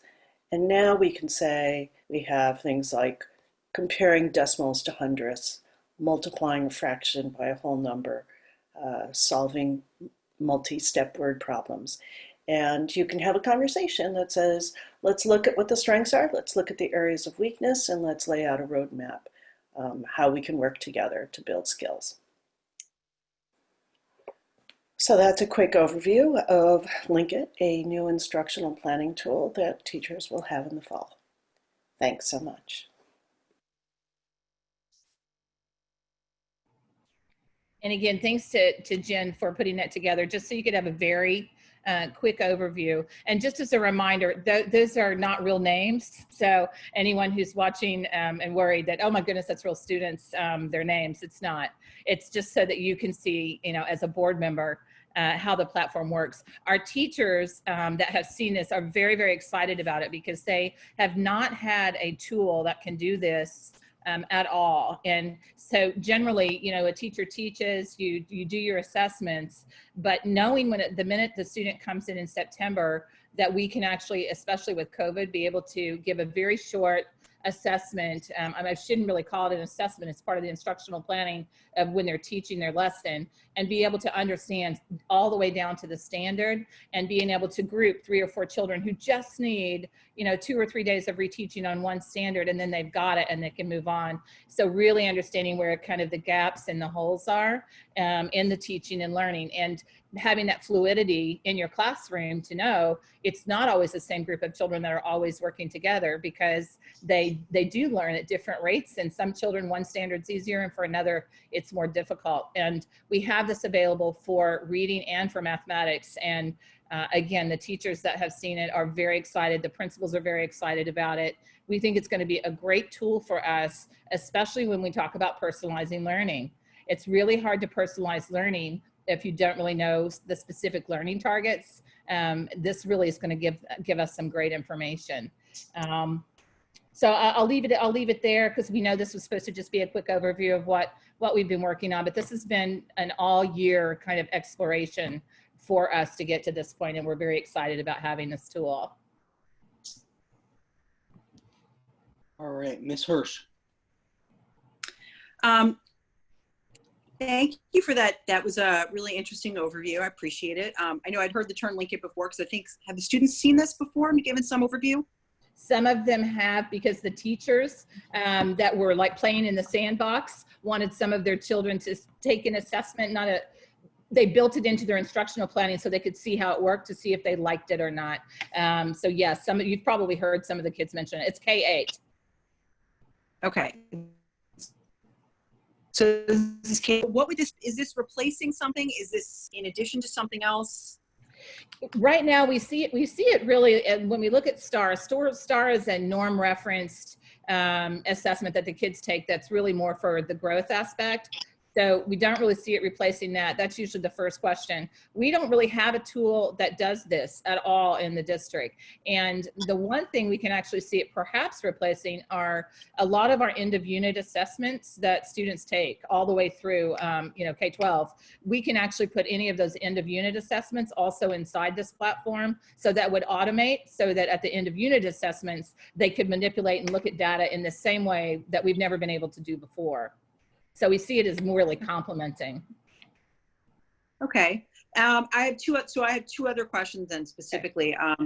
So being that the students haven't used this, we're certainly going to be going into next school year, starting in a very different manner and with some gaps. What are you guys going to be using sort of as the baseline? Because I think a lot of kids are going to already, is it just, we're not going to be doing this as baseline, obviously. That's what makes this so great as far as it's tied exactly to the Connecticut standards. So what our plan is right now is I'm going to use fourth grade again. If you're a fourth grader, when we get there in September, obviously we would get settled the first week or so, and have that, and then we would build this into our planning so that they would take end of third grade. And that way we know what did they, coming out of COVID, where were there some gaps in standards so that we can fill those in before you start building on the fourth grade content. Okay, and then just out of curiosity, because, I'm going to have to ask the inevitable, are there any parent components to this software? As I know that, oftentimes a lot of parents, if you have a student that is struggling with a certain area, for instance, fractions in math, and no matter how many different ways you tried at school, sometimes you need to do a little bit more work at home. Is there a parent component so parents would be able to see your student is really struggling with fractions or decimal points or with pronouns, since you said it's also ELA, so that they would be able to learn and do some work with their students at home on one-on-one basis? There is a profile component where the parent can see data. I actually see it being almost more personal even, because it would be a wonderful tool, for instance, in parent conferences, because the parent report, you literally could print the standards and they can tell by the colors exactly how their child did on every single standard. So I could see some parents being pretty excited about, especially if you, for instance, you're going into summer, what should your child work on in the summer, and when you have those spring conferences. So I see it being huge in that way for parents. And I know I know we use STAR as a baseline for catching students who might have learning difficulties or reading comprehension issues. Do you think that this will be helpful also in catching some of those students at an earlier age? It's obviously not going to be able to be used particularly as a screening tool, but it could be used as a backup for some of the screening tools that are built into STAR. Do you see that as a positive, or do you think that's something this will be able to be used for? I think it's going to be great. I think it's going to be great for that because, again, even from an intervention standpoint, we can build in a 7-question, on one standard for a child so that, okay, we just retaught this Monday, Tuesday, Wednesday. Let's see how we do. Is the rate of learning still there? So I think it's going to be very valuable that way. Well, then, honestly, I have to say, I think that's absolutely fantastic, because if we can find ways to catch students with difficulties and learning issues earlier, the more support we can give them, I think this is going to be fantastic if that's what it truly does. Yeah. Or if it's able to anyway. So thank you for the work and looking for this. All right, Ms. Downey. Thank you, Tony. That was a very interesting demonstration. You can kind of, if you're a data junkie, you could have a field day with it. I just confirm that, so it's K through 8 only, right? Right. So do we have a comparable feedback that we have for at the high school level, or are we looking for one, or we don't need it? At the high school, it's so different because you've got so many different subject areas. They operate a little bit differently. So it does not go in through high school right now. Okay. Okay. And this is just an annual software license that we will, as we were talking about software. So then my main question really relates to teacher training on it.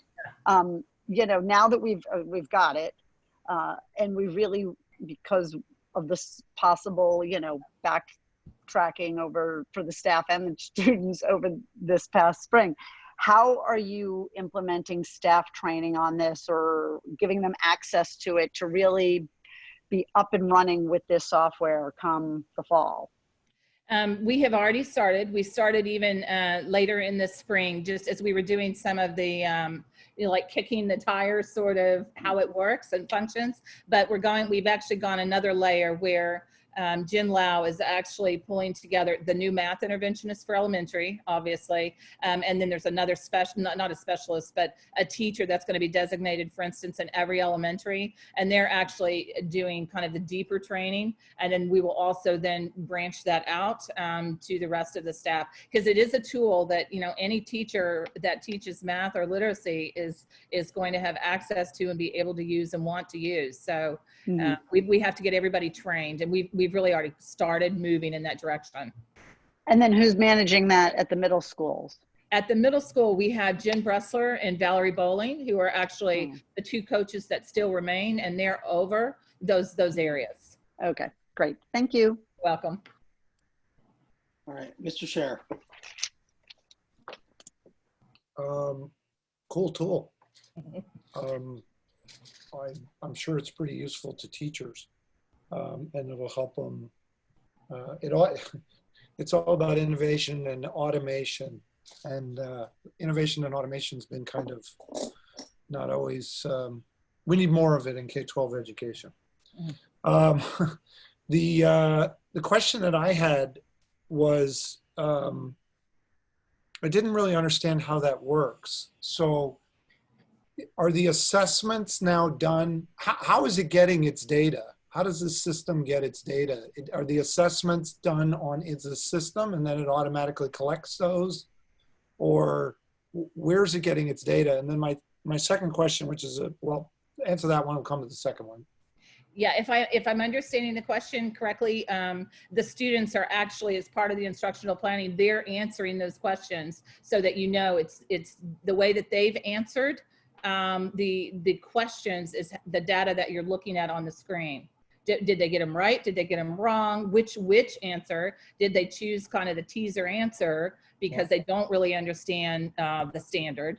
So that's where it comes from for students. I'm sorry, Tony. I realized I didn't ask that question properly.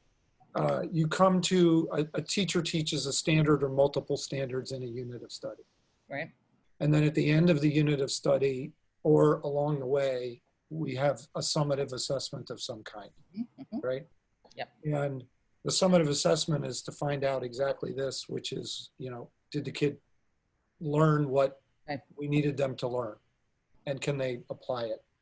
My question was, today teachers, they may hand out a paper test, a quiz, or whatever as that assessment. So where does that data come from now? Is it you put the questions in the system and that's where the kid is taking the test and it automatically correlates that data? I saw Jen where she had a set of questions and it was kind of like question by question, how did the student do? So yeah, they're all how that works. Yeah, it's all populated within the system. All of the questions are inside the system. So you're getting basically that question bank, and it matches the interactive, it's multiple choice, it's different formats, just like the state testing that they would take in Connecticut. And the questions have already been correlated to all of the standards for each grade level. Okay. The second question that I had is, this must be a terrific tool for teachers. I know now, we've talked about this on a board many times, with the proliferation of tools, like elementary math, Dreambox, IXL, blah, blah, blah, blah, blah. They all have their own reporting tools. Right. And then the teacher has to figure out how to correlate all that. Yep. So this is probably going to help them a ton. My question is, though, it seems like it's really a standalone tool for the teacher, which is really like point tool that solves their problem. It doesn't seem like it needs a lot of integration to our other systems. Is it going to be integrated to our other systems, or? Yeah, one of my other goals was to establish an analytics dashboard, because that's something that teachers have also asked for, and all of that gets populated inside Linkit. So if a teacher wants to look at their previous history and how they've performed on other assessments, we have the capability to put anything we want inside the system. Because like grades and strands go into Aspen and other things, right? We obviously have our data warehouse and strategic management system. So I just didn't know if this thing was going to kind of live on its own, or you were going to do, are we paying somebody to actually connect this thing into those other systems so that it feeds data between them?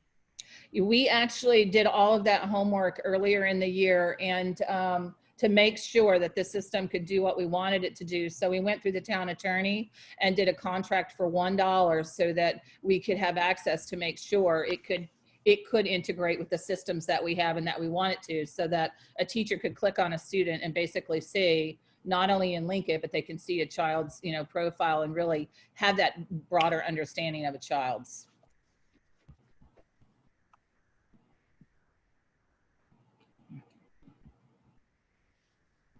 So Tony, this is Peter Bernstein. I think this is great. It really solves a problem that we've had with STAR, which is a lack of actionable data for teachers, right? The STAR is a nice static report. It's great for growth, but it doesn't really do a whole lot of anything else. So this, I think, is a real positive. I just truly hope the teachers pick it up and run with it and, you know, totally utilize it, because it's one thing to get a tool, it's another to make use of it. So yeah, you know, we really need to drive that home. Yeah. It's very, very user friendly, and I think that really helps. It's the teachers who've had a chance. It's almost like, you know, telling the teachers, wait, we're you know, we're playing in the sandbox right now because, you know, they wanted it 4 months ago, and we really did have to do our homework to make sure that it does what it needs to do. And I think the teachers are going to be, it's just such a useful tool. We've never had anything like this before, and I think it's going to be really, really helpful, and especially right now. Great. All right, I don't see any other hands, so we are going to move on to the next item on our agenda, which is an action item. So I'm going to go ahead and make the motion. Hopefully there's a second, and then we can have a brief discussion. So I move that we revoke the district retirement incentive program that we approved on May 21st, 2020. Is there a second for that motion? I will second. Ms. Downey, Mr. Kelly, yeah, we'll flip a coin and catch you. Ladies first, let Ms. Downey go. All right. Joe is first with the voice. We'll go with that. But I do want to thank them. So I'll quickly kick it off, and then I'll turn it over to Tony and Sean. You know, we discussed this program at length. We discussed this program with the RTM at length. Really had high hopes that enough teachers would take this voluntary program that would help us generate some savings, would give us some staffing flexibility as we head into next year. Unfortunately, it didn't really work out that way. You know, I know there's some teachers that opted in that aren't going to get the benefit of it if we revoke it, but they still have the option of retiring, and especially if they were here prior to 1997, they still have the benefit of the sick leave payout. But it truly is disappointing that this didn't come to fruition.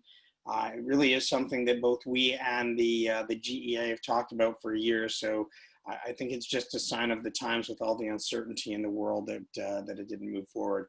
But Tony or Sean, if you want to talk about the economics of it and why you're making the recommendation you are. Yeah, I'll take that one. So the underlying assumption was that we were going to get 30 participants in the program. At the end of the day, we only got 18, of which 6 were new ones. So 12 had already submitted their paperwork. So we only got 6. Just based on that ratio, 1/3 new, 2/3 already submitted, it quickly became evident that the program, which was highly dependent on, the success of the program was highly dependent on a higher percentage of new participants. We didn't get it. And as a result, the financials just didn't work. We got a much smaller savings benefit in year 1. And in fact, in year 2, it was actually at a loss. So when you look at 2 years in a row, the overall savings was, you know, just very little, and it wasn't worth doing. All right, Mr. Kelly. Joe Kelly. We spent time negotiating this proposal with the union. The union agreed, we agreed, it was mutually beneficial. We had hoped that the union participants the teachers could benefit from this. We had hoped we could get the savings from it. Several people who already put in their retirement were informed that they might benefit financially from this. It breaks my heart to have to tell them we do not have that opportunity for them anymore. I apologize to them, but we were transparent right from the start that this negotiation had to reach a certain number.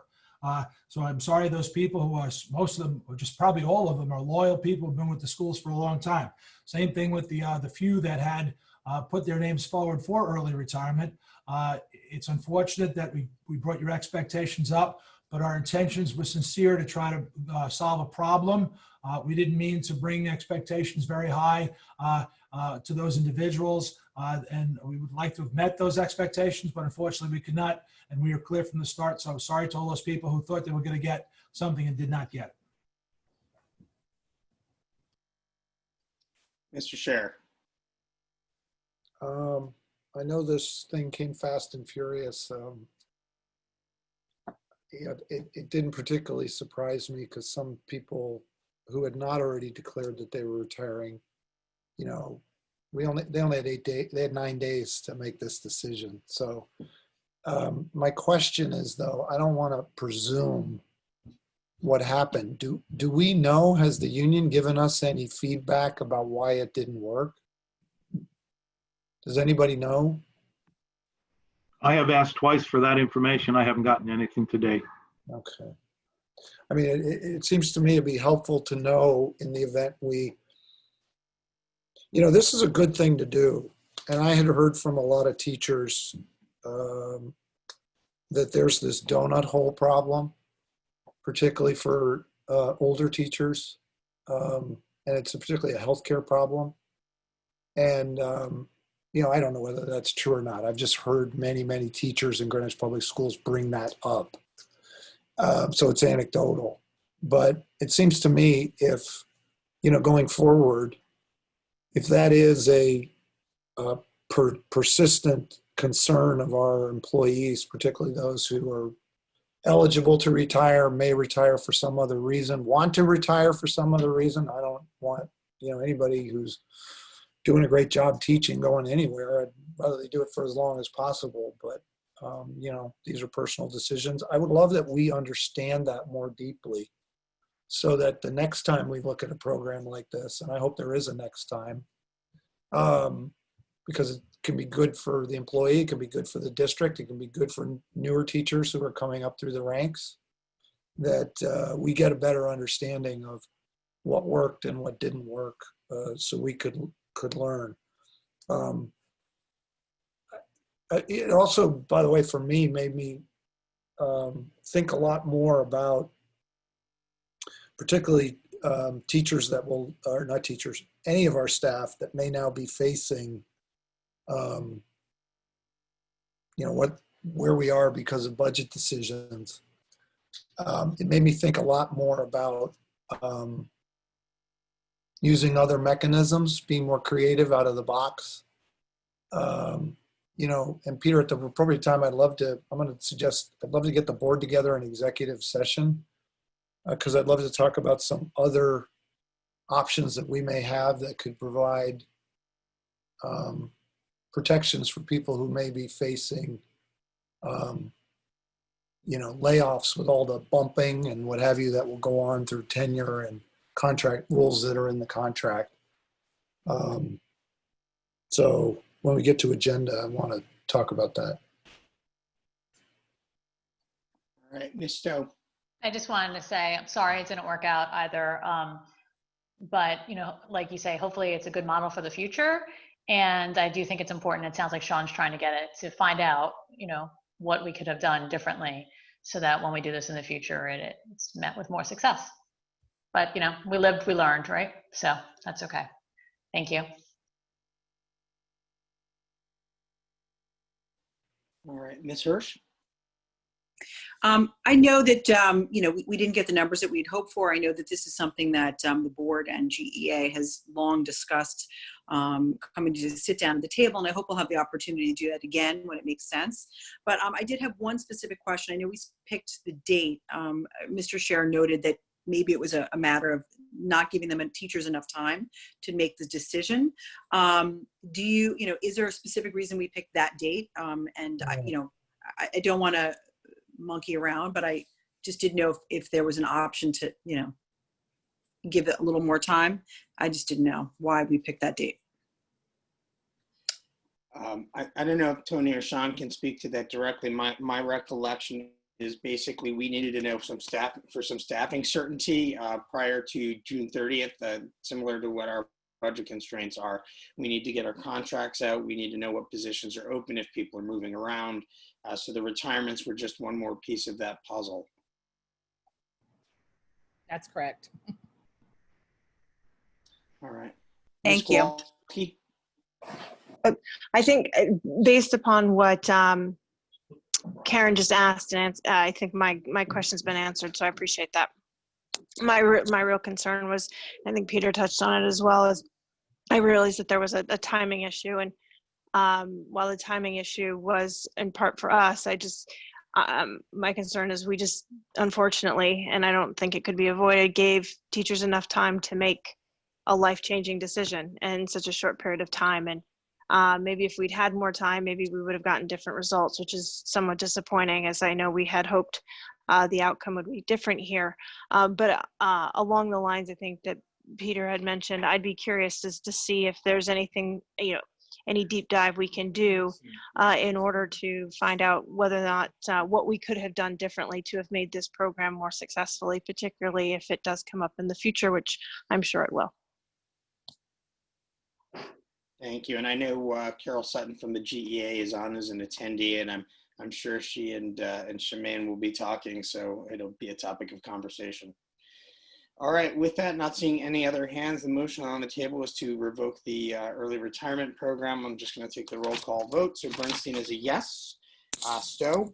Yes. Hirsch? Yes. Downey? Yes. Kelly? Yes. Kowalski? Yes. Yes. Olson? Yes. And Scher? Yes. All right, that passes 8-0. So to our friends on the RTM Labor Contracts Committee, Dan, I know you're on. I understand they voted the other night that if we revoked it, they will take it off the call for Monday night. So that'll be one less item for the RTM and what plans to be a very, very long meeting for them. All right, that brings us to agenda planning. So there's a couple of things we need to chat about. First and foremost, I had sent a note to the board. We need to plan for Tony's evaluation. Originally, we were looking at Wednesday, June 10th at 7 p.m. I now understand there's a Planning and Zoning Board of Appeals meeting that night at 7 p.m. We are the first item, I think the zoning variance for Greenwich High School. So wondering if board members can look at their calendars for 5 p.m. on Wednesday, June 10th. You can email me or I will email you and ask you. Well, the only question is that's the rain date for graduation, Peter? That would be, and there's a 3 o'clock ceremony. Let me do the most important thing. Yep. Hang on one second. Let me just So check the weather. that would be the concern. I don't know, Tony, how long you think the ceremonies are going to last? Yeah. Tuesday's all sunny, by the way, Christina. Very optimistically sunny. Like Joe. And you just, you just called it there, right there, Pete. No. It doesn't rain on graduation in Greenwich. We know this. All right. So if board members can indicate to me via email whether they can do 5 p.m. on Wednesday, June 10th, but we do need to get that scheduled. We have a meeting scheduled for June 18th. Let's talk about the agenda for that meeting, and then I want to pick a date and put it on the calendar in case we need another meeting before the end of the month. So if you're looking at the agenda plan, which I am not because I have my camera up, there's a couple items already there. I think we'll need to add strategic plan. I don't know, Peter, if you've had a chance to poll the members of your committee, but if you could do that by June 18th and have a recommendation for us, that would be helpful. We will take that up at that point. Peter, we need that to, while we're on that item, Yep. we need that to be an action item. So yes, absolutely. So we're talking. Yep, we've talked about it once already. So we'll put it on as an action item, and if you can share a recommended. We'll give you a resolution. That would be great. Thank you very much. We will also plan to take up the 2020-2021 budget at that meeting as an action item. To the extent that we're still not settled, I think we should schedule one more meeting before the end of June, so just hold on that. Peter, you had asked previously for an update on Cardinal Stadium. I don't know if you wanted that on the 18th, but I guess the land use process is underway.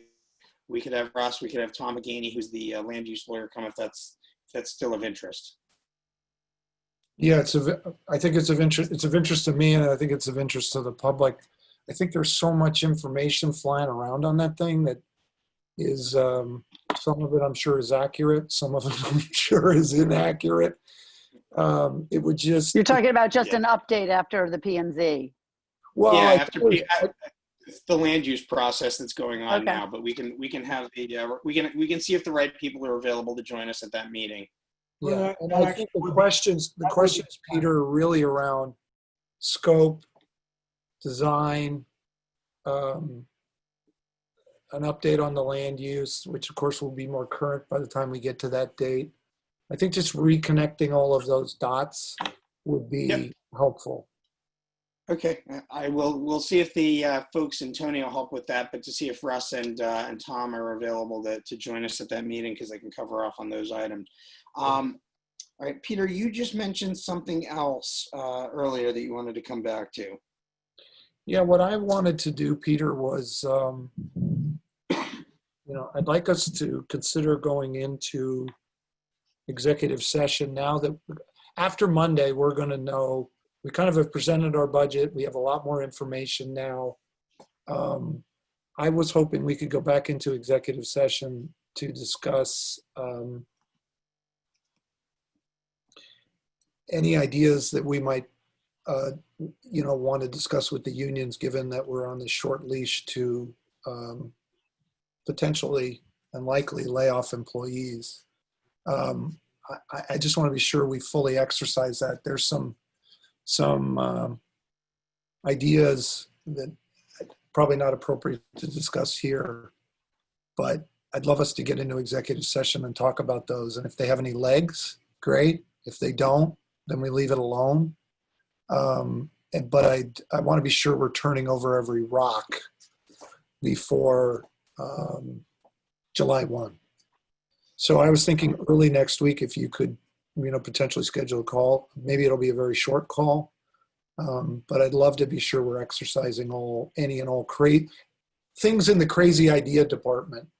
And if anything we want to approach unions with, I'd love to have that discussion. I know under executive, we're allowed to go into executive session for union bargaining, potential union bargaining. So yeah, it's actually a non-meeting, Peter, believe it or not. So we can talk about the best way to do that. It'd either be a non-meeting under FOIA executive session, but sure, we can look at doing that. I don't know how quickly we can do it. We've got graduation on Tuesday. We've got Tony on Wednesday. Graduation. Well, graduation is all day. Right before graduations. Yeah, unfortunately, graduation's an all-day affair. Now we're remote. Yeah, unfortunately. We're remote. It's all day.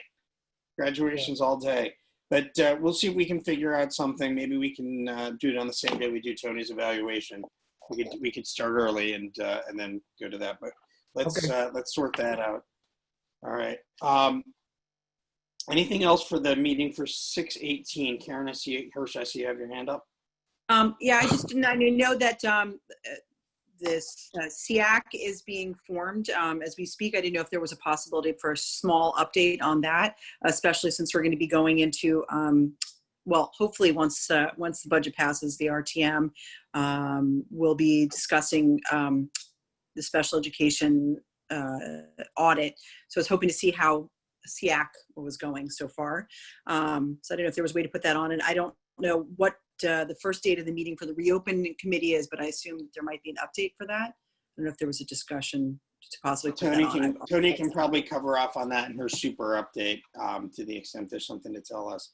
And I don't know if maybe she can cover off on SEAC as well at that point, but we'll get there. Thank you. I think they've put out notice for parent involvement. Yeah, I just didn't know if they had already started. I would love an update if they've started. There are 3 of the parents who were the initial parents that really wanted this to, brought this to the district. We have been meeting with the 2 consultants. And we have all of the, everybody that wanted to participate. We had our last meeting was, I think it was either last week or the week before. And we have so many people that wanted to participate. I'm going to say 60, somewhere around there. So we are now trying to look at how to have the main committee for SEAC and then also have some subcommittees to keep everybody engaged. So right, let's plan to get an update at our meeting, because this is agenda planning. So we're veering. And I don't want to do that, but we can certainly do that. One thing, Tony, I do want to make sure we talk about. So there is still the special education audit. The funds are still in the budget. Hopefully they'll stay there on Monday night. Do you want to schedule time with the board to have a discussion about scoping that? Yeah, what I had intended to do, it would take an item on an agenda. If you want to do a separate meeting, that's fine. Was starting to put the RFP together after Monday, and I know it's in the capital budget, and then making sure that scope looks okay and get input from the board to make sure it's on the right track. All right. So board members, this is where I'm going to talk to you about future meetings, because I don't think we're going to get away with taking the summer off. Unlike my kids who are sitting on a couch. Does that mean I'll get paid more over the summer? Oh yeah, we're gonna double your pay of 0. Actually, we all gave up our pay, don't you remember? Oh, right. Joe was the one who led the way on that. Okay. Looking That at was our June budget 25th. Sorry, I'm looking at June 25th because in the event we don't finish our budget work on the 18th, I want to know that we have a date held before the end of the month. So if everybody could look at June 25th, we'll say 7 p.m. That's our standard meeting time. Maybe if we don't use that for budget, we can use that for our sped audit, because once that money is available July 1, it would be great if we could get that work kicked off as soon as possible. And we can talk about 18th, whether there's anything else. You got to schedule these, because we got to be as available as possible to make this happen. So I think you're right. Just schedule them. Yep. So I will send a note out to the board at some point over the weekend, reminding you of these dates. Michael will get them on the calendar. We'll hold off on the notices as long as we can, because these are special meetings, so you can't add or take away from the agenda without reposting the meeting. And I know it becomes confusing for people, so we'll try to be as methodical as possible. But to our adoring public, all 236 of you that are still with us, June 18th, June 25th are the public board meetings. Sorry, Peter, really quickly. And then what did we say? What did we decide on time-wise tentatively for the superintendent evaluation? June 10th at 5 p.m.? June 10th, 5 p.m. And that is an executive session, so that's not a public meeting, just so everybody understands that. Okay, great. Are these go ahead. Peter, are these already, or maybe Michael, you can tell us. Michael, you post these on our board Google calendar, right? As soon as you know about them? Once they're finalized, correct. But I could put holds on them if you would like. Yeah, could you do holds? Because I use that calendar to synchronize with my business calendar. So if you wouldn't mind putting holds on there, that would be great. Absolutely. Can you put holds on every Thursday from now till school starts? No, don't say that, because we'll use those dates, and that's not a good thing either. So we're scheduled through the end of June. When we get to the 18th, we can talk about what's needed after that. I presume that we'll be meeting. And given that we're either local or we're online, hopefully we won't have too much difficulty. All right, with that, Mr. Kelly, did you have a motion? Certainly. I'd like to make a motion to adjourn. I'm going to happily second that. Let me take a quick roll call on that one. Bernstein, yes. Stowe? Yes. Stowe, was that a yes? Yes. God. Hirsch? Yes, please. Downey? Yes. Kelly? Yes.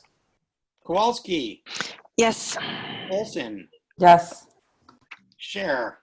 Yes. All right. Thank you, everybody, for attending. Our work will continue. So thank you very much. Have a good night. Thank you all. Bye-bye. Thank you. Have a nice weekend.